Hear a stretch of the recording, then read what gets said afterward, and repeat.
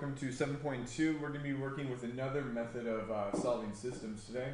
This one is called substitution. It is a more algebraic method of solving systems. Alright, so what we're going to be doing is we're going to be creating an equation with only one variable in it. It's kind of like plugging in a number in for, let's say I have 2x plus 5. And I say that x equals 3. It's like plugging in a number in for a variable. 2 times 3 plus 5, and then you can solve this. 6 plus 5 equals 11. This is the concept that we're going to be doing, substitution.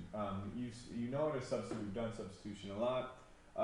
So for now, we're going to be doing it with variables. So basically what this method does is it takes an equation with two variables. We have y, x, and it's going to allow us to create an equation with one variable so that we can actually solve it. So this problem here, x plus 8 equals 10, the reason why we can actually solve this for x is because I can subtract 8 from both sides and x equals 2.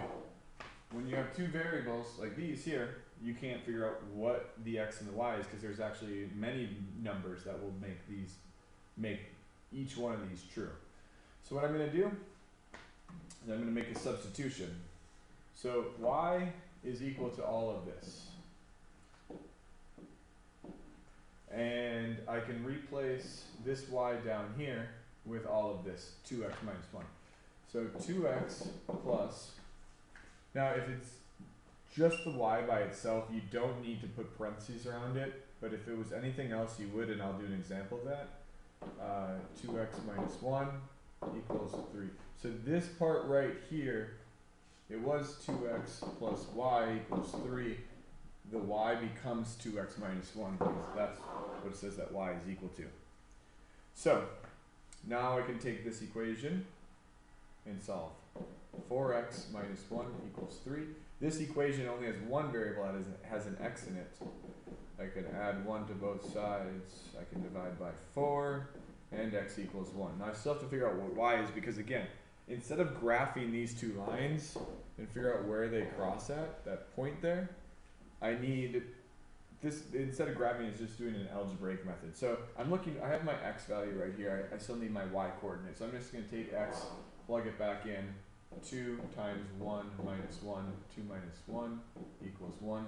So the answer is 1 comma 1. So if you were to graph these two lines here and here, if you were to solve for y, make a graph, they're going to cross at this point right there. And that's the basis of substitution.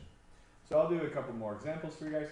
Now this one, x is by itself, and that's okay. You can replace x in the other equation with what x is equal to. It doesn't always have to be solved for y, even though you probably are normally used to solving for y.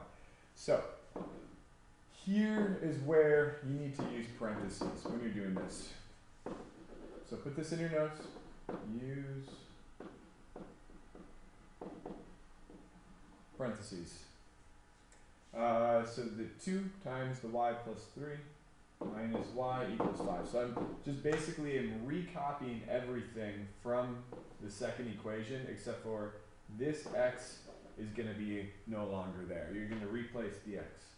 So 2y plus 6 after you apply the distributive property. And then combine like terms, 2y minus y is 1y.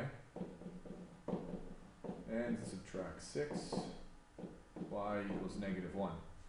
And then, of course, I need to figure out what x is. I'm going to use this equation right here. Plug y back in. X equals negative 1 plus 3, or x equals 2. So your answer is 2 comma negative 1. The x always goes first. And again, if I were to graph both of these lines, if I were to solve for y, which would take a lot of work, and then graph them takes a lot of work, that's where they'd cross at. And you can always check your answer by plugging in both coordinate points back into the original equation.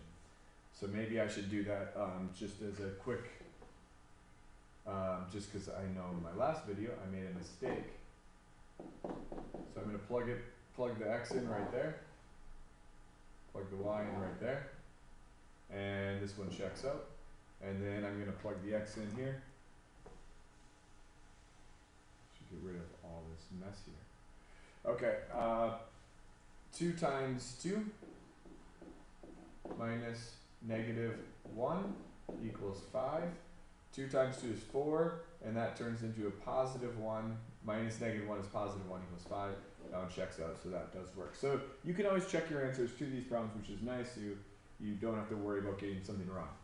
Now, I want to do a problem here where one of the variables is not by itself.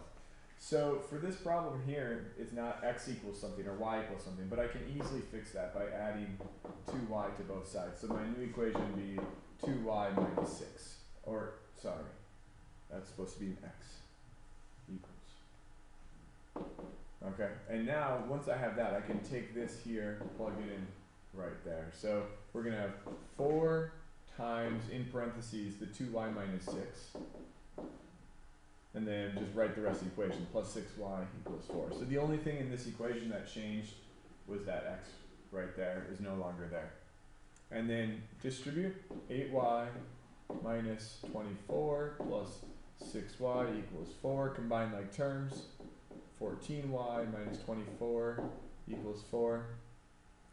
And then add 24. The rest is just doing some algebra solving, which is good review for you guys. And then divide by 2. Or sorry, 14 to get to. Alright, so there's my y. I need to figure out what x is. If I'm looking for x, I'm always going to choose the equation that says x equals if that's available to me. So 2 times 2, so y is 2.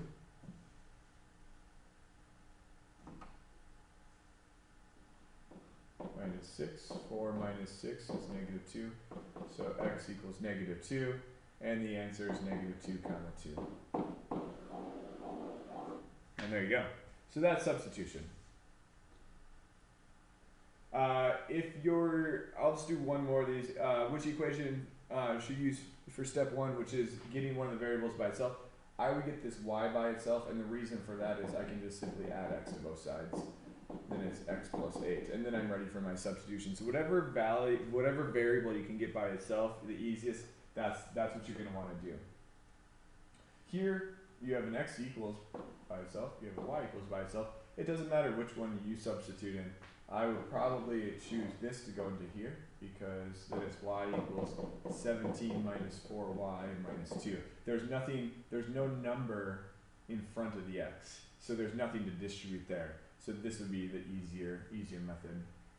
Now this one you have to solve for y by, the y's are on both sides of the equation, which is kind of unique.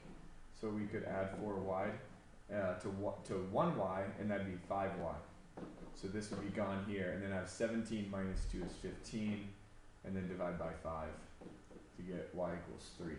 You'd of course want to find your x by plugging in the y back into the equation that says x equals.